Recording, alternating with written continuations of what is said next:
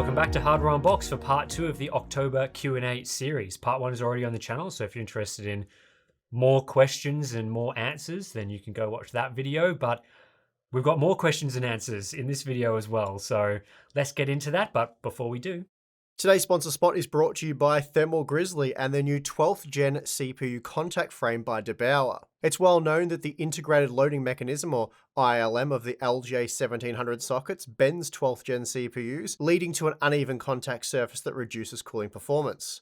Solving this issue, the contact frame replaces the ILM, allowing for a much more even contact with the CPU's IHS and the base of your cooler, which in turn reduces operating temperatures. Installation's quick and easy, and thanks to the use of anodized aluminium, the contact frame is non-conductive. And then, for those of you who wish to further maximize contact, Thermal Grizzly now offers an optional lapping tool, so for more information, please check the link in the video description. All right, Tim, we could have an interesting discussion on this one. If building a new system from scratch, would you go Intel for the slightly better price to performance or AMD for the platform longevity? So, I guess we'll just talk. We won't focus in any specific like high-end or mid-range CPU matchup. Yeah. We'll just sort of generally talk about it. Do you have anything to add first? Since I was sort of given my initial impressions and opinions in the reviews. yeah, I think it's a really difficult. It's a really difficult question. Like when I saw this question last night, preparing for this Q&A, I sort of thought, yeah, how am I even going to answer this? Because honestly, I don't know. Like, I think there's sort of pros and cons for going about it each way. And I think, especially, like I know you said talking about it generally, but even it really does depend as well on what sort of product you're looking at. Like if I was going for a Core i5 type build, then that product seems really compelling right now. Whereas at the high end, which way would I go? I don't know. It's like, how much weight do you put on the future platform support? And it's kind of like, we know that there will be future platform support, but what does that even mean? Like, is there going to be enough of a performance uplift to make that worthwhile? Or is like buying the Raptor Lake part now going to serve me for 2 or 3 generations? I won't even need to worry about upgrading. Like there's so many things to consider there that I just don't even know. You've obviously said some stuff in the reviews about what you would go with, but yes, well, I agree with everything you've said. Obviously, if we knew how well Zen 5, Zen 6 were going to turn out and the kind of gains you could get there, that would make the decision. Paying a bit of a premium for an AM5 motherboard now, perhaps worth it, especially if you knew like whatever they call a Zen 6 series CPU, if that offered huge performance gains, dropped into a 600 series board and basically worked as well as the boards that are to come years down the track from now, then that would be a really compelling option. But of course, without a crystal ball and knowing the future, it's, and you don't really know what Intel's doing either as well. So they could, have something that's significantly better. So as you say, there's a lot of depends there. I think, as you say, the Core i5, given, if you're looking at productivity performance as well as gaming performance, then I think the Core i5 is really a bit of a no-brainer.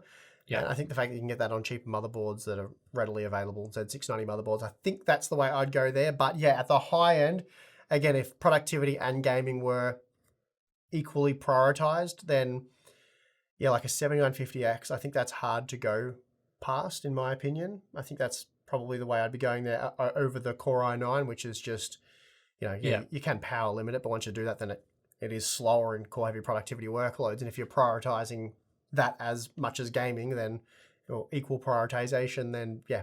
So I think but with the Core i5, one thing I will say is I am working on a new content piece that I'm hoping to have out this week. We'll look at the 13600K, the 12600K, the 7600X, the 5600X, and the 5800X 3D. So those CPUs, those kind of, I would say, your go-to value options. There's also the Ryzen 5 5600 non-X, but one in the same. You can make pricing adjustments pretty easily there.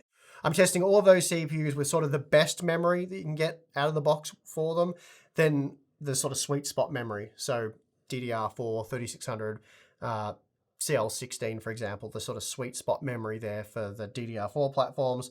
I'll be testing the 7600X with DDR5 5200, so stuff that's sort of down towards the sweet spot in terms of pricing for DDR4, and just doing the 12 game benchmarks all over again. So it's actually worked out to be more gaming benchmarks than what I had in the reviews. But then we'll be able to do really detailed, down to the dollar type stuff. Platform costs for DDR memory will account for like budget motherboards and stuff like that. So it'll be a really in-depth look at cost per frame and the value analysis of all those various popular CPUs right now.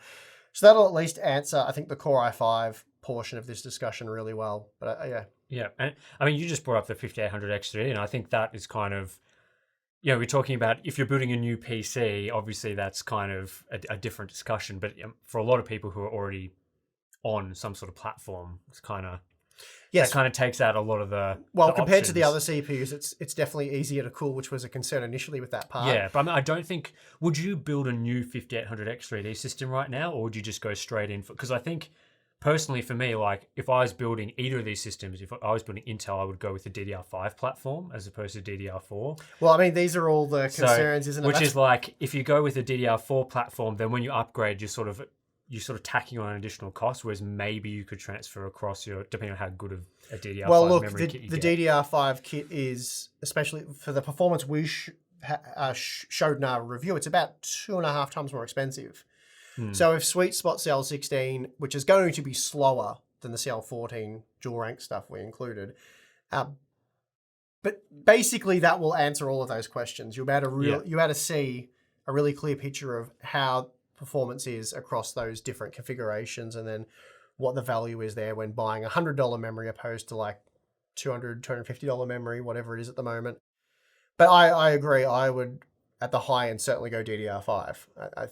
I think that's going to become increasingly obvious that that's the smarter memory to invest in as we get more games that utilize memory bandwidth, which certainly seems to be the trend we're seeing. So I don't think it's going to be too long. I'm sure in a year from now we'll be sitting there saying, yeah, DDR5 was the way to go for a lot of those platforms. But anyway, we'll revisit that. And as I said, the value comparison thing is coming up. Hopefully I'll get it out shortly, but there's a lot of testing involved in that one. All right. I've seen a variation of this question a few times on our Discord members, so we'll go with this one. It seems many Raptor Lake reviews, including yours, use faster DDR5 memory for Intel than AMD. What are the pros and cons of this method over using the same memory for both?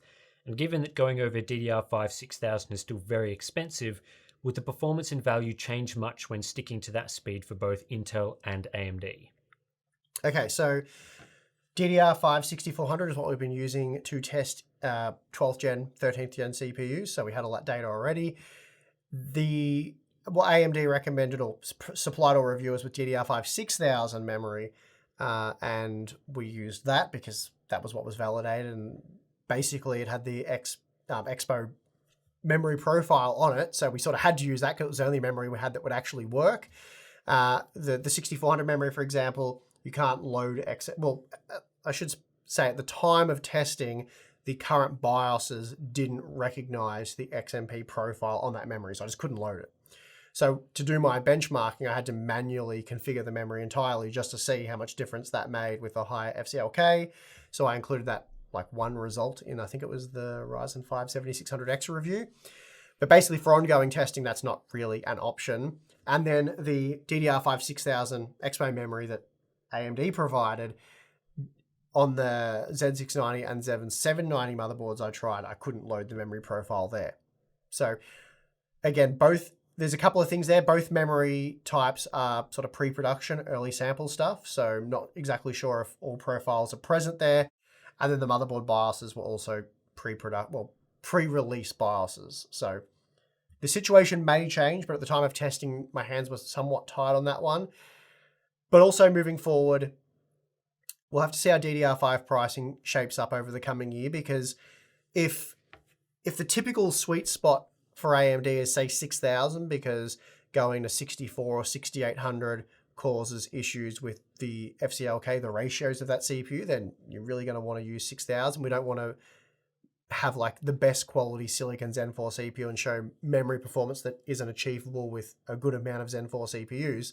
Whereas if most Raptor Lake IMCs work at 7200, say, and 7200 DDR5 becomes relatively affordable, then maybe it would make sense to test Intel with DDR5 7200 and AMD with DDR5 6000, just so sort of tailor the memory to each platform there. Again, there's so many unknowns here because I said I've been largely working with beta BIOSes, early memory, so I have to wait and get some more memory in and see what memory is available that has both XMP and the AMD Expo stuff. So yeah, basically a lot of stuff has to be worked out there, but for the time being, it'll be 6400 versus 6000, and that's just sort of the way it is for the moment.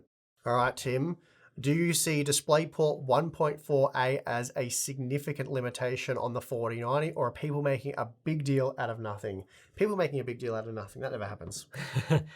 Yeah, it was interesting to see people bringing this up as sort of like a big oversight on NVIDIA's part. It's sort of like, oh, they didn't put DisplayPort 2 on this, therefore trash product, or I've seen a lot of that. Oh, it can do 4K well above 120 FPS, but it doesn't have a connector that supports that, which is not true. So just to be very clear, and I think this is something that maybe was miscommunicated, or some people looked at the wrong tables of what DisplayPort can actually do. DisplayPort 1.4a with display stream compression can do 4K 240 Hz. So that's not an issue.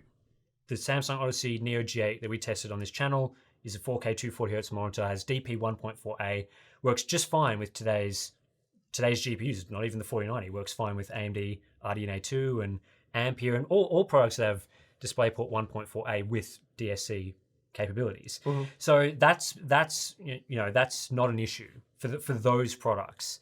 So I don't really see that as too much of a concern. DisplayPort 2 is going to open up the door for things like 8K 120 Hz and 8K 240 Hz and whatever, super high resolutions and super high refresh rates. But DSC works just fine. Some people say it's a lossy form of compression. I've never seen compelling evidence to suggest that DSC reduces visual quality. I've never seen any evidence actually, apart from like very, very specific, like trying to break it scientific testing. So from my perspective, I think it's a non-issue. DP 2.0 as well, it doesn't seem like there's any displays using that technology on the horizon. So certainly people who are buying a 4090 now, it's not like they're going to see a display next month launched that requires that technology. That's not, as far as I'm aware, is not going to happen. DP 2.0 still seems a little bit down the track. And again, it's because things like 4K 240 Hz are achievable right now using current connectors that are more widely supported. So if you're making a monitor, it makes more sense to include the connector that works with all the current GPUs rather than restricting that to super high-end niche products that not many people are going to have. So yeah, maybe an issue in like 3-4 years once those products start becoming more of a reality. But if you're concerned about 4K high refresh, 240 Hz stuff, 1440p high refresh, all that can be done via the 4090's display output. So from my perspective, pretty much a non-issue. Yeah, let's be honest. Throwing a random stat out there, 90%, let's just say, of all RTX 4090 owners who have already bought an RTX 4090 will have moved on in 3 years. Yeah, you could just buy new GPUs. Yes, so I think HDMI 2.1 was a really big issue. That does help because some TVs only have that. DisplayPort though, yeah, it's not a concern, at least until we start seeing those products come to market more. While the i5-13600K does a good job of making a new build AM5 motherboard and 7600X look like worse value, how much depending on the intended usage, do you honestly think the difference in value is good enough to offset the limitations of a dead-end platform? While the 13600K is a better chip all else equal, it's not even close to better enough for me to think the marginal savings on a new computer now are worth not having any upgrade options at all in the future. Just seems like a false economy argument to recommend the 13600K to new builders right now. Well, yeah, depends, doesn't it, really? So when we put together our review, the review we look at the full picture, all of the things we've tested, all of the stuff we've seen, and we come to a conclusion based on that. And if you want something for productivity, gaming, the 13600K is certainly a much better all-rounder.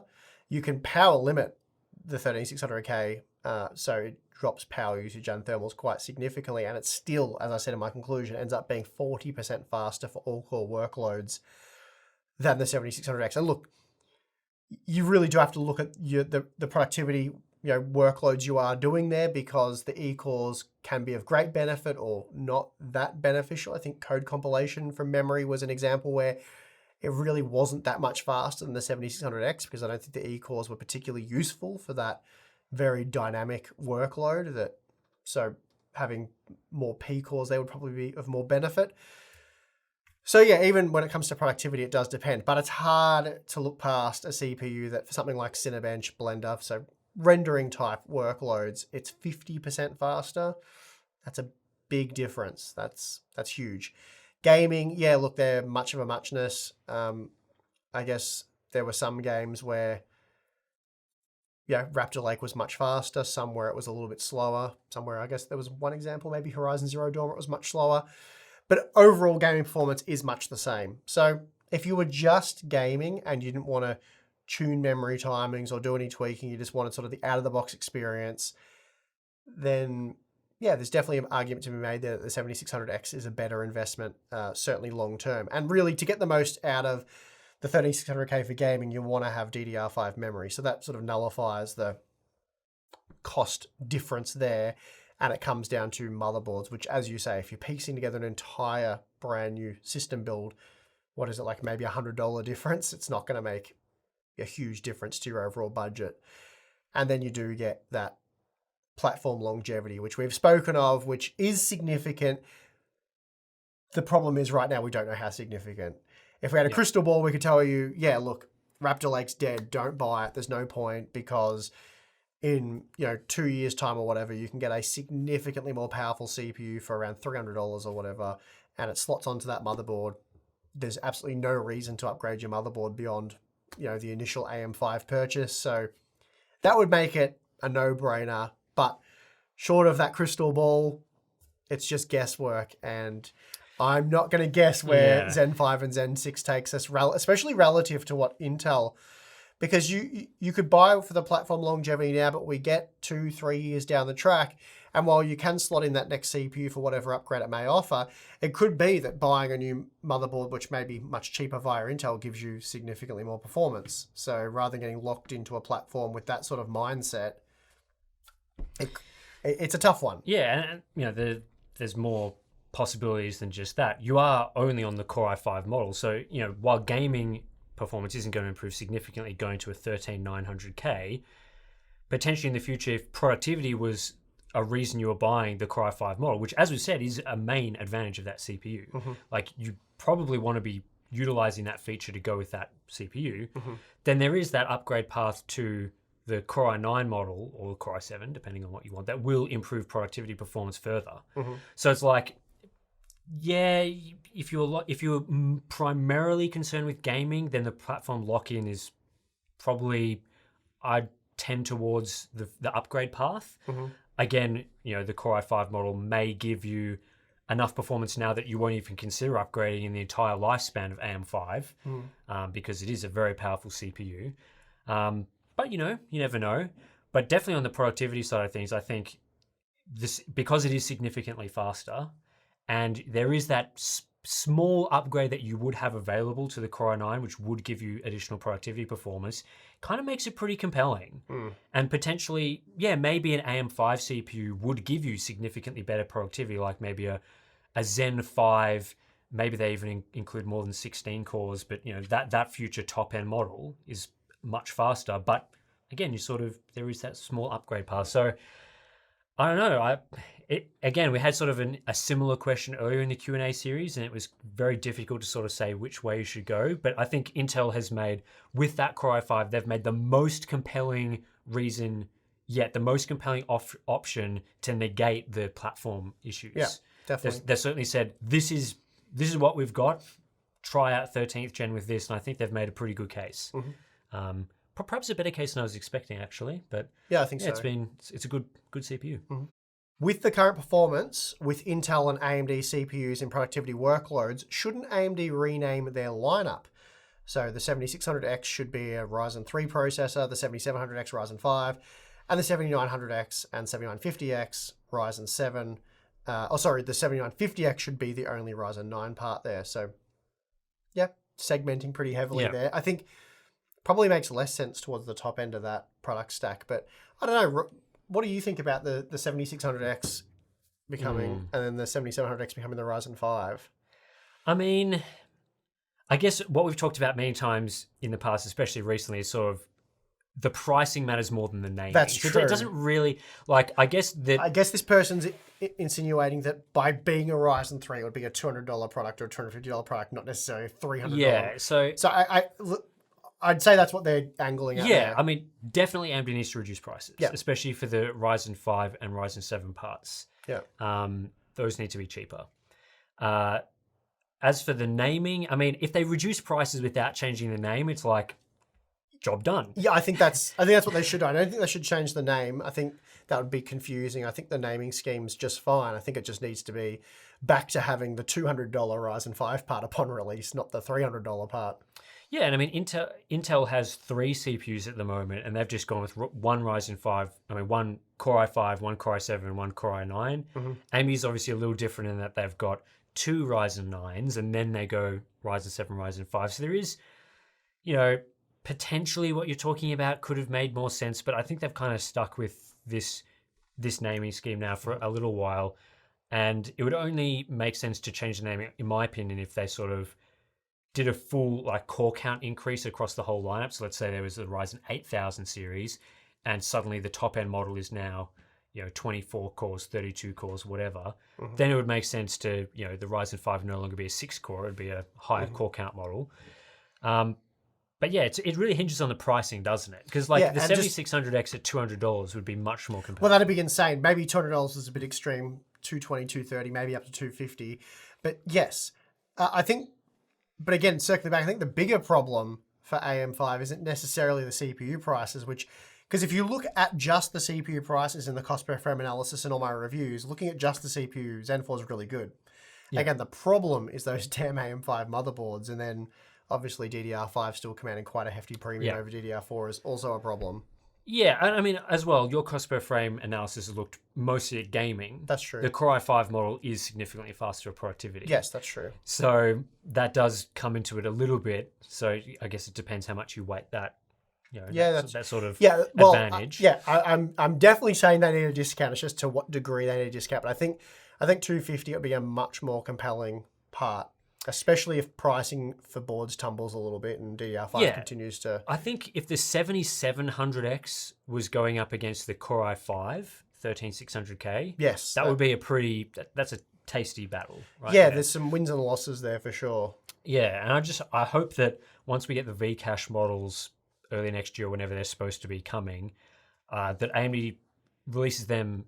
They're probably not going to do this at the same price that the current models are, and then either releases new lower cost models or shifts part of the lineup down, because I think it would sting a lot if there was a Ryzen 7 7700X 3D that cost more than the 7700X does. Well, I guess maybe you could justify that because it's potentially would be the best for gaming, but that'll be largely dictated by what sales look like by them. But it seems quite clear that they're halting production or limiting production of the standard models, focusing on the Vcache models, which I believe that's what they're doing, and they'll be coming out. I expect sort of, and this is based on nothing other than my expectations, but I expect a CES announcement and review shortly after. I think they're going to want to get those things out the door, given how Zen 4 has been received initially, and then how things went with 13th gen core series. I think they're really going to want to get those things out. Sort of, they could save the AM5, the initial release of the AM5 platform. Yeah, that's it. And I think the initial launch has been pretty weak. I think it's been very weak. Yeah, they didn't give enough of an incentive to buyers over the 5800X 3D for people, because people buying a new PC is rare. People obviously do it, but a lot of people are already PC especially gamers, in our audience. Especially in our audience, and generally DIY buyers, have made many computers over early adopters, the people that are jumping on these CPUs straight away. Yeah, so I think they needed something to incentivize people jump over to AM5 instead of just buying a 5800X 3D, and because of the pricing and naming maybe of these parts and the motherboard values you've spoken about, they didn't give people that incentive. And it's going to take something like a Vcache part that does improve performance to get people to jump over, potentially, especially with the threat of 13th gen, which is a very compelling CPU. Are you guys surprised by the amount of interest / number of people looking for ways to lower the performance, even if by a small bit, in order to use less power / create less heat? So we're probably talking about these new products that are very, well, Zen 4 reducing heat there, RTX 4090s reducing probably power usage primarily, and then the 13th gen release reducing power usage and thermals. Are we surprised? Not really. I'm probably surprised by how many people think undervolting is sort of this universal thing that everyone can do.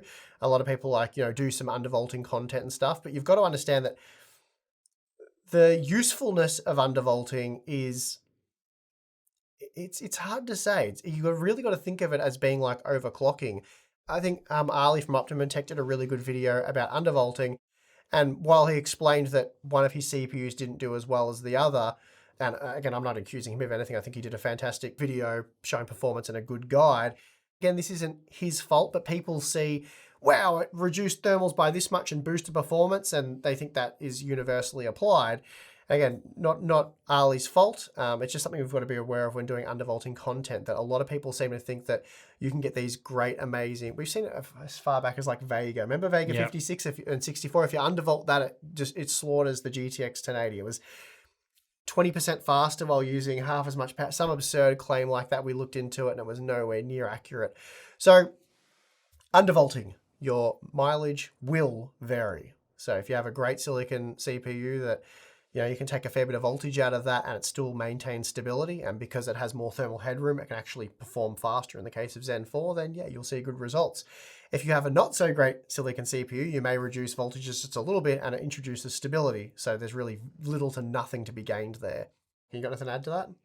No, I think with the current sort of situation of power prices and concerns over creating too much heat and stuff, yeah, it sort of makes sense that, especially once it's discovered that these parts will only drop a very small amount of performance for a big drop in power consumption, that people are going to explore that as sort of a viable option. But as we've talked about many times, companies want to win the benchmark charts. They want to have their product placed in the #1 position, which is why they've gone to ridiculous lengths with the power consumption on these parts. It's all about chasing that last few percent so you can be, on average, the better product.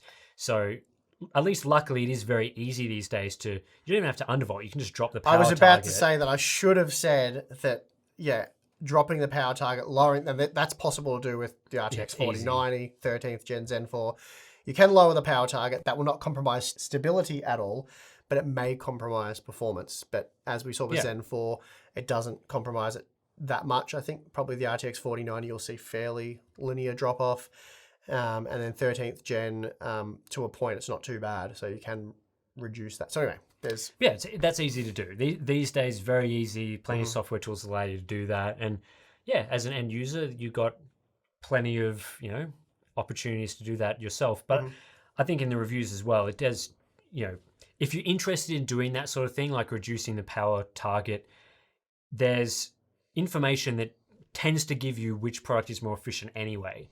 Like I think in the AMD versus Intel stuff this generation, it's still reasonably clear that at times the AMD part is the more efficient processor, especially for like Ryzen 9 versus Core i9 stuff, in which case then, you're going to benefit perhaps a bit more from the AMD part doing that sort of thing as well. So having that information in the reviews is all very helpful for you. And yeah, I think these days it does make a lot of sense in some situations to just drop that power just by a little bit and you'll get some pretty significant benefits. So well worth doing, or at least exploring. Yep.